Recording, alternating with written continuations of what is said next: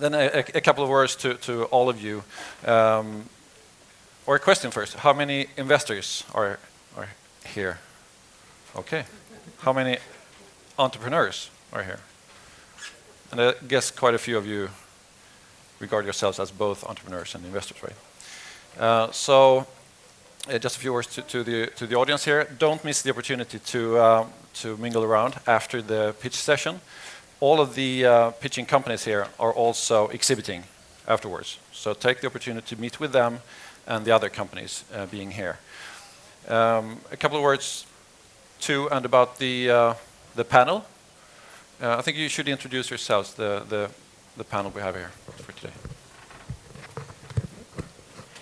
Hi, I'm Michiel Kotting. I'm with Excel Partners out of our London office. We are a Silicon Valley originated venture capital firm, started 30 years ago, came to Europe 13 years ago. Our biggest investment or biggest success in Europe so far has been a Swedish company, ClickTech. We're stage agnostic, so we go very early stage up until pretty late stage. Hi, I'm Fredrik. I'm with the Creandum, a Stockholm-based venture fund. We invest early. We were fortunate to be the first institutions in companies like iZettle and Wrap and Video Plaza and Spotify and a few others. And yeah, we generally think we're in a good spot. Stockholm is a great place to invest in, and we look forward to continuing doing that. Yeah, hi, I'm Miriam. I'm with Schibsted and Schibsted Growth, which is basically a corporate venture.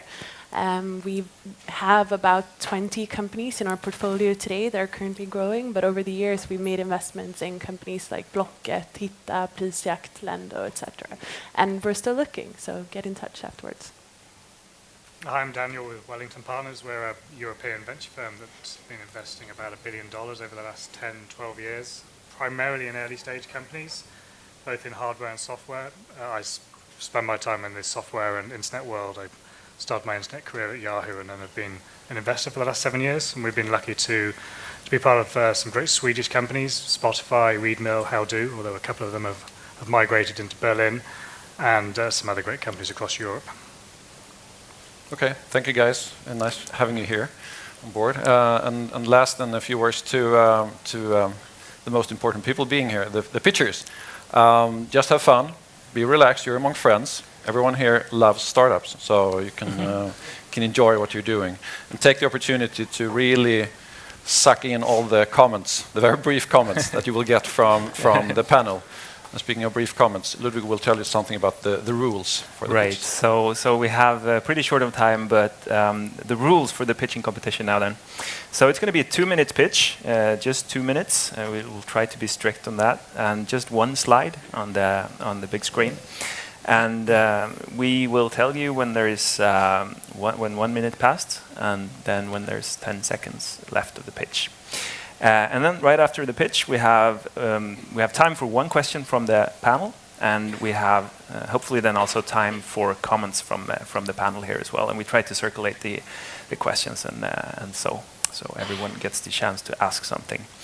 And after 10 pitches, we actually have you guys vote for the startup that you would invest in if you were to invest in one of the pitching companies today. Which one would you invest in, based on what you've heard and what you've seen and everything? So it's going to be good fun. It's going to be a tight schedule, and the winner then moves on to the final pitching competition later this day. And there's also, I've heard also that there is actually a bonus prize for the company that wins today. Isn't there, Peo? Yes, there is. There is maybe a prize for the winner in the final. We'll yes, see that's about true that. as well. Well, we don't, You'll see about that. Disclose that yet. Actually, we don't know what the prize is. But then there is a bonus prize in the internet track as well that Patrick will tell you about. Sure. My name is Patrick Al-Sheikh. I'm with Business Sweden. I don't know if anyone have heard about us. We are a pretty new organization.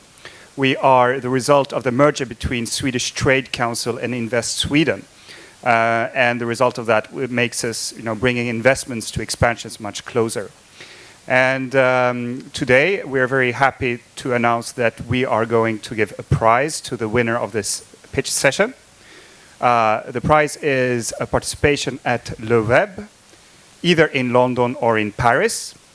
We participated last year with some 26 startups in Paris and thought that it would be a good idea to do it again. Obviously, this is a great meeting place to meet with investors and partners in the internet and web scene, so to speak. And hopefully you will be you will be able to join us in either London or in Paris. The value of this is roughly 40,000 kroners. We, with a government assignment, we can bring in 20,000, and so normally the company pays 20,000 kroners for this if they are small, that is under 10 people. But now we will give away the other 20,000 as well, so to the winner of this pitch session. Thank you very much. Fantastic. Thank you. Thanks a lot. All right then. Yeah. So let the start. fun begin. Okay. Okay. So the first company out being Buildex.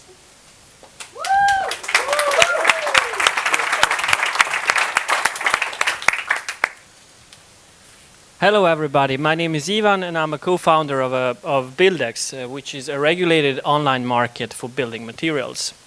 We are actually decreasing cost of building materials with up to 30%. And this we do by introducing revolutionary way of trading of building materials, which is factory direct. We are already in business, and one of our customers is Ikano Bostad, and this is the construction company of IKEA. The building materials market today is a local market with very limited competition, and the consequence of this are high material prices, and this is direct cause of high construction costs that we have today. So the international trade is seen as one of the major steps toward the decreasing these costs. But international trade or purchasing is difficult, and it's difficult and it's unsafe, and this is because of the trade barriers. And these trade barriers are different product standards and different regulations in different countries, and this is also because of the common business risks. So what Buildex is doing is we are eliminating these trade barriers, and we are making international trade possible in a safe and easy way. So we are regulating the market, and we are putting it online. So only the companies that are certified by Buildex and the products that fulfill international product standards are allowed on our market. Our business model is highly scalable and it's straightforward. We take commission on ordering value, we take fees for listing on the market, and we also take fees for support services. So if you would like to know how we're going to make a local market truly international and why one of the biggest international corporation wants to work with us, so please come and talk to me. Thank you.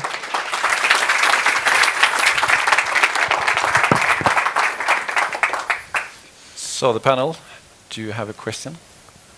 Michel? Yeah, sure. The mic. Marketplaces are always notoriously hard to build because it's chicken and the egg problem. So in your specific case, which one's the chicken, which one's the egg, which one is hardest to bring on, and how are you going to do that? Well, I mean, as I mentioned, it's the trade today is international trade is really difficult, and this is mainly because it's unsafe, and small and medium-sized companies don't have resources to go abroad and make purchasing in different countries. So what we are doing by regulating the market, we are putting up the standards, and we are certifying both products and the companies, and then we are listing them on the markets. In this way, small and mid-sized companies are confident to buy from our market. But does that mean that it's easy to bring on the sellers and then you have to go out and recruit the buyers, or is it the other way around? Well, we are doing it kind of parallelly at the moment. What is easiest, I think I would say it's both. It's kind of equal, easy or difficult, Okay. as you wish. But we are doing it parallelly. So. Helgardering in Swedish. So the panel, do you have any... A fact. Yeah. Do you have any comments? Or Fredrik? I think it's a very interesting opportunity. You're sort of hiding the fact that the market must be immensely large, right? And you're sort of also hiding some of the opportunities, talking a lot about the problems. But you know, I think from this side, we all can see the benefit of what you're doing. And also, it may not be as complex as a marketplace. It might be the fact that it's just an e-commerce business that you're trying to pull off. Actually, the market is huge. Only in Sweden, it's 20 billion Swedish crowns, which is 2 billion euros. And in all of the Western Europe, it's 900 billion Swedish crowns, which is 90 billion euros. And this is quite lots of, it's huge. The market is really big. Miriam. No, I think it's interesting. And what about competitors or the competitive situation? Yeah, we have there is a number of online markets for the building materials, and these markets are not focused on professional companies. So we focus only only on the professional building companies. So a private person cannot come in there and buy stuff. And on the other side of the market, we are certifying the companies. So the companies that we allow on our market are certified by us, and we certify that their products fulfill standards of Swedish market. For example, For example, yeah. For example, we certify that okay, shall I explain or? Yeah, you have 50 more seconds, just. Yeah, I mean, we have introduced wooden floors, and now we are certifying that the floors are treated in a way so they can manage Swedish climate. So we have experts that certify products, and we certify even companies. So the building companies can feel confident in this safe trade. Great, thank you. Yeah. Thank you very much. Thank you very much. Thank you. All right, thanks a lot. This is exciting. Moving on to the next one. This is Challengera, the first cloud-based social platform dedicated to challenges. Very welcome to the stage. Thank you. Thank you. So good afternoon and welcome. So my name is Arno, and I am a co-founder of Challengera. We started off with building the first social media platform dedicated to challenges. We recently pivoted, and today Challengera is a cloud-based engagement platform that allows a company to run internal campaigns, that is towards their employees, and external campaigns, that is towards their consumers. So if we focus here on the internal engagement side, here are some pretty scary numbers. 70% of employees today are not currently engaged in their work. What that means is that it's a huge loss in productivity annually. So this is clearly an opportunity. As we all know, PowerPoint presentations do not engage employees. So with Challengera, businesses can now run engagement campaigns, and our tool allows a leader to run those campaigns so as to engage their workforce, and they do so by means of a challenge. So basically, a challenge can be anything. It can be a sales challenge, it can be a sustainability challenge, it can even be a running competition. The platform is sold as a white label solution, and we have then a subscription model. We've just signed our first internal engagement campaign with General Electric. The campaign will touch 1,500 people globally. So if you are interested to hear more about it and to hear more about us at Challengera and how we engage employees and consumers, I'd like to challenge you to come at our stand. Thank you so much. Thank you very much. Thank you. And to the panel. Sure, I'll give it a shot. So very interesting. I think the employee motivation is an interesting topic. The question I have is really around how much of the platform makes it look like it's top down from the organization saying, great news, we've got a new challenge initiative, and the people who are already demotivated probably think, oh God, no, some new corporate thing, or how much of it comes organically within the organization and employee to get involved. Yeah. And how have you thought about that? Yeah, absolutely. A very good question, and that's a in organization, and that's the background we come from. You always have initiative, you have to do the next thing and learn the new KPI and do this and do that. But it's often pushed by email and pushed through PowerPoint presentation, which is definitely not engaging. By means of a challenge, you make the whole thing really fun. So definitely you have the HR organization, for example, that could challenge people within the organization, and people are spread around and they have to do stuff. But so by making the whole thing really much more fun, it actually makes me stop and say, oh, this is really cool. I need to participate in this challenge. I need to beat this one guy in the marketing department. I do need to do something different.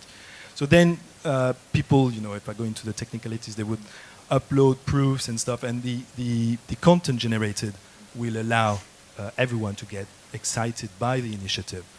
So definitely top down, but also once it gets started, it's really organic. Cool. I'm just thinking about, first of all, I think it's really interesting, and I want to know more about how you came to this solution and like how you identified the problem and how your idea arose, basically. Okay. What's your background? Yeah, definitely. So we do sports in a company. So the first idea was, how can we challenge each other? How can we do something that is really cool? There is no social network out there that caters to challenges, and we thought, Facebook is nice, but pictures of kittens aren't for us. So how about an action-oriented social network? And that's where we started thinking about proving stuff. So if you come to us, it's all about proving it. So prove that you have done this, prove that you have done that. That's the motivational part. And then we realized there is a massive application in business, both on the internal side and the consumer side. We come from consultancy background.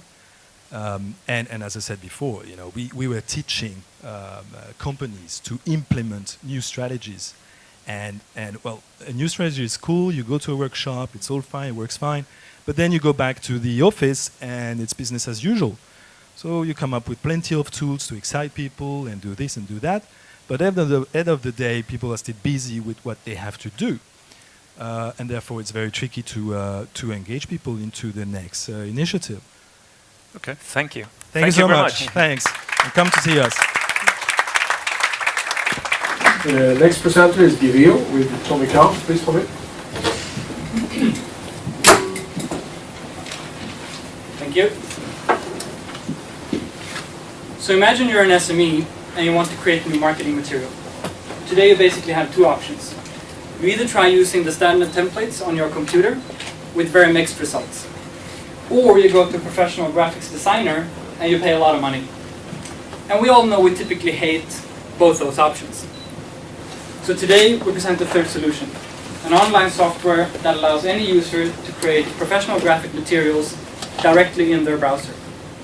So you can now create sales folders, newsletters, ads, and any kind of professional graphic material on your own. On top of this, we're developing an online store for crowdsourced graphic design, where customers can buy turnkey graphic design and templates to start using right away. With this, we're lowering the barriers for graphic design, and we allow any non-professional user to get the same result as professional designers do. And many of us know that we see a strong trend in do-it-yourself online software. A good benchmark here is the CMS market, where WordPress and others have been very successful. So in essence, we're looking to do for graphic design what WordPress have done for blogs and websites. So building on our existing enterprise business, we plan to launch a fully online product for the SME market. And here we use a simple software as a service, freemium business model where customers pay for more users and more functionality.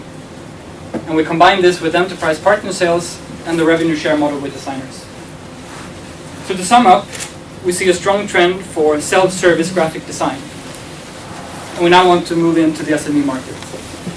And this means we will start looking for Series A funding by the end of this year.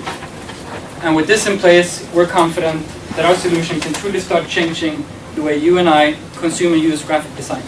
My name is Tommy Cow, I'm the CEO of Giveo, and we thank you for listening.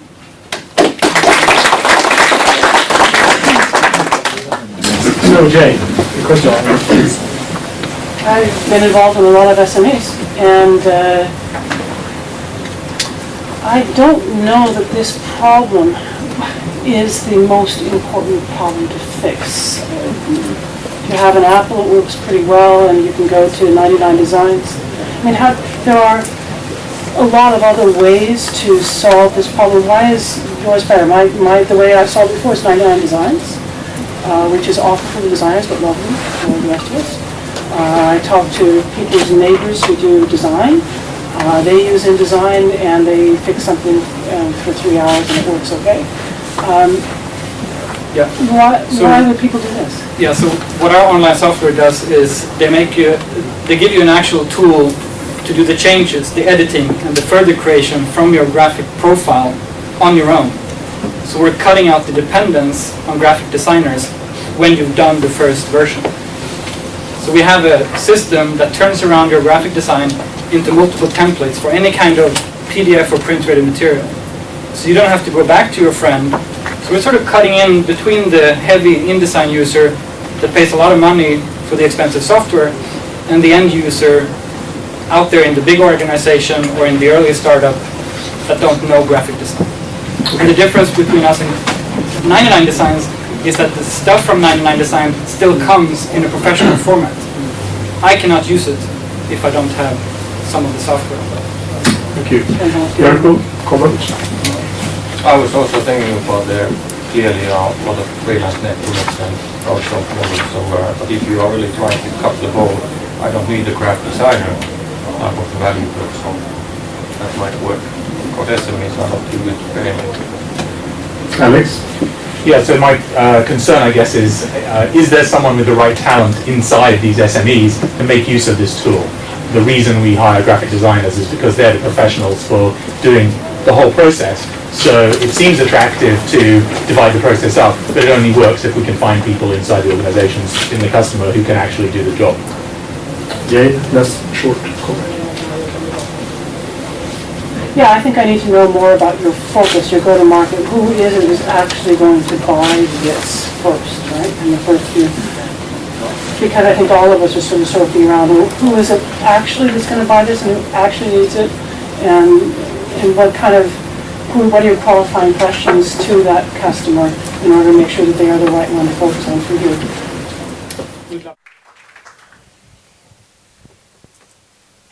But can I be notified when it's 1 minute? So I Yeah. know where I'm standing? All right, thank you.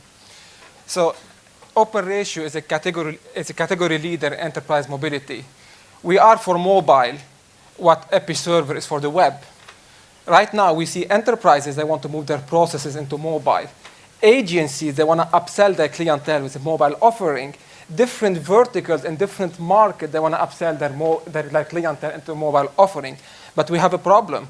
Each one of them have different needs, different requirements, and they don't have the know-how internally to how to scale, how to build. Even sometimes they don't have the budget to do it. Here what OpenRatio comes along. Hannes can help me out a bit. We don't really care what your kind of infrastructure or content or backend do you have. We just have a cloud platform. We put it on top of your infrastructure. Then we publish native application on different mobile, on iOS, Windows, mobile web, etc. So what we do, we're really proud to cut costs by 80% for all our partners, and we promise you to move your mobile development and publishing in-house. Now, let me talk a bit about OpenRatio. It's a company that's 1.5 years old. It has 2 founders. Now we're 14, completely client-funded. We made in sales last year over $800,000. We have a presence in 7 countries. We have clients such as Bonnier Group, Unilever, Fuji. We have a waiting list of 1,500 companies in 84 countries. And let's talk of why am I here today. We need help. We need smart money. We need a partner. We built the technology. We built a business model that works and generating income. We have a AAA team that we're really proud of, but we need a partner to help us grow the company and explode it internationally. Thank you. Well done.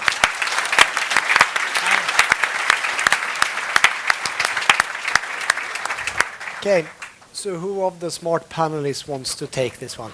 Well, we actually invested in Episerver, and I know Mikael Runheim sitting here in the audience. He's there. So if Michael Runheim likes you guys, we will invest. We met last year. I remember we were in alpha release, and you gave me a contact in Episerver to integrate it. I still remember it. Michael, stand up. Come on. Come on. So hold out your hand like this. Hold out the thumb and choose direction. Okay. Thank you. Thank you, guys. Thank you. Short but sweet. Okay, next company.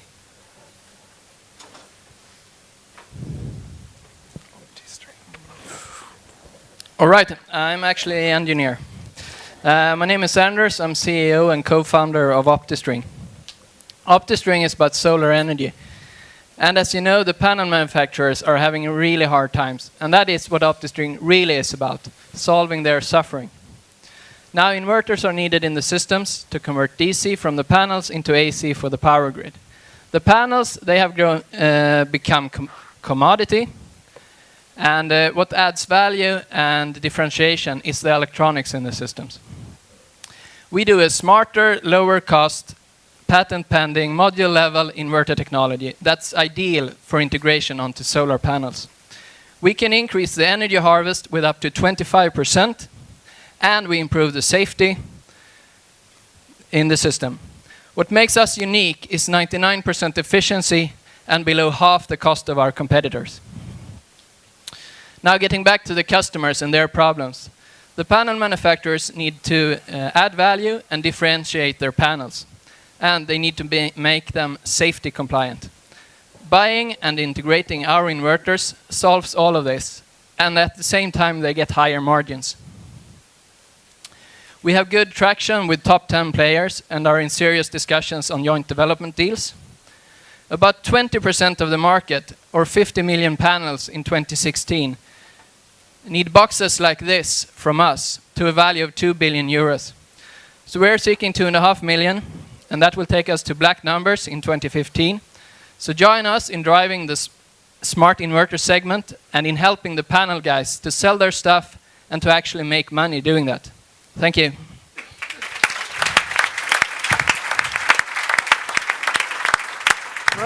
Well, so great pitch. It's challenging the panel. I mean, you have a marketing consumer goods background. I will not pick you. Powell, you want to go for this?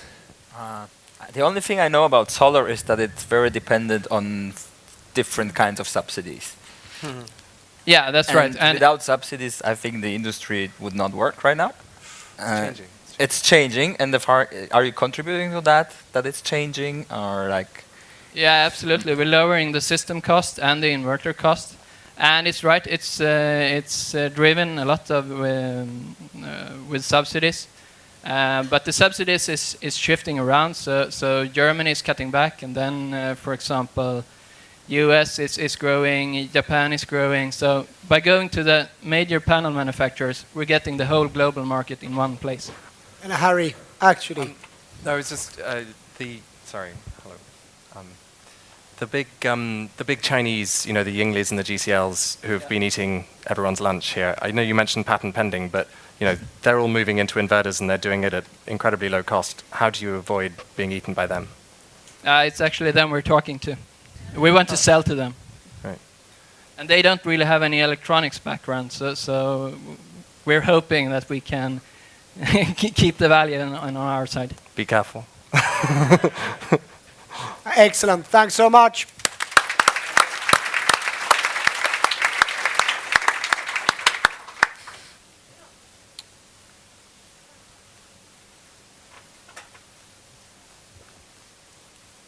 "3D models are everywhere. Designers use them to plan renovations. The characters, objects, and rooms in computer games are all 3D models. And for 3D printing, you need the model in the computer first to be able to print anything out.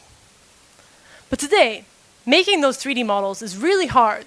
Either you need to employ a team of experts working in building models from scratch in 3D modeling programs, or you can buy a 3D printer, or 3D scanner, sorry, which is costs between $10,000 and $40,000. And even then, you need to spend a lot of time fixing the models afterwards, and you need a powerful PC to make the computations work. So Volumental is here to change that. We bring 3D scanning to everyone through our cloud service. So all you need is a camera like this, or a Kinect camera, which costs about $80, and your browser. And what you do is you film around an object or a person, like this, and then you get a 3D model into your browser within minutes. And it's this ease of use and the lack that you don't need any specialized hardware that's the most appreciated by our customers and our users who've already created over 1,000 models on our online service. We make money through licensing and revenue sharing, and we've just raised 2 million in soft funding, 2 million crowns, that is, in soft funding from Vinnova. So as I've mentioned, 3D scanning is useful in so many areas. Our first paying customer is in health, and we're talking to customers who want to bring our scanning solutions to their end customers in retail, art, and virtual reality. Think how cool it would be to win against Zlatan in a football game with a team of your friends, rather than a standard set of impersonal characters. Or maybe having a 3D statue in bronze printed out for your garden in life size. Why are you looking at me? Yeah, him or yourself, anyone. So I'm Caroline at Volumental, and we bring 3D scanning to everyone through the cloud. I welcome you to join us in this 3D future. Thank you.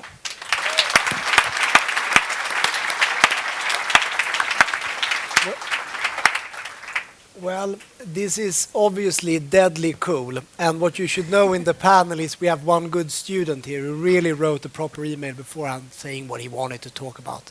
And it happened to be 3D printing. So Ben, you own this. Okay, thank you. Wow. Well, fantastic. Very good presentation, I have to say. And I do think 3D is a big area, both printing and scanning. It's a big area. And I think that you've got the right approach to the market, which is thinking about a low-cost, standards-based solution rather than some very high-tech proprietary rig. I think that an interesting comment I would make here is an analogy I would make is one of the most successful kind of consumer hardware companies the last few years is GoPro cameras. And I think what that, I'm not sure, they probably had less IP in the camera than you frankly have in your setup. But what they did fantastically well was manage to get their users to promote the cameras with amazing videos of people doing crazy skiing tricks and people going underwater and so on. Do you think with your product you'll be able to create that enormous kind of consumer advocacy and fantastic consumer content which really drives people to buy your products?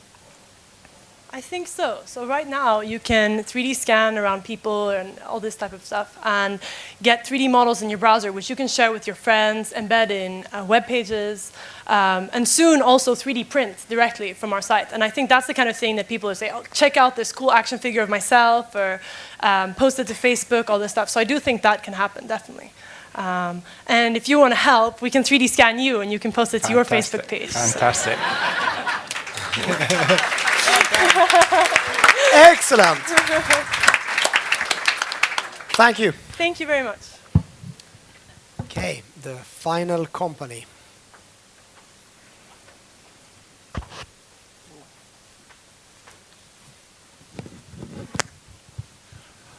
My name is Jan-Erik Collin, and I'm representing Schönzell Medicals. Do you know that today and every other day of the year, 45 Swedish men are getting the shocking information you have prostate cancer? These guys will be called in to the hospital in the next coming days for radical treatment. Radical treatment means surgical removal of the prostate gland, radiation therapy, and in some cases also chemical castration. The reason for this drastic therapy method, is that there are no reliable and diagnostic and prognostic tool that can really judge if the tumor is aggressive and lethal or non-aggressive and doesn't need any real treatment. The negative side effects from this therapy is also that the patient will come out with lifelong urine leakage, impotence, and thereto belonging psychological traumas. Schöncell Medicals has invented, developed, and now planning for a commercial launch in the autumn of a totally new test system that can call Prostatype, that can distinguish between the aggressive tumors and the non-aggressive ones. The test results will give thousands of men and their families possibility to live there through with high quality of life, and also will save a lot of money for the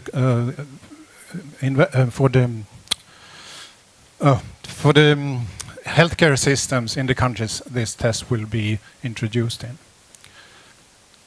And that's the message I have to this audience.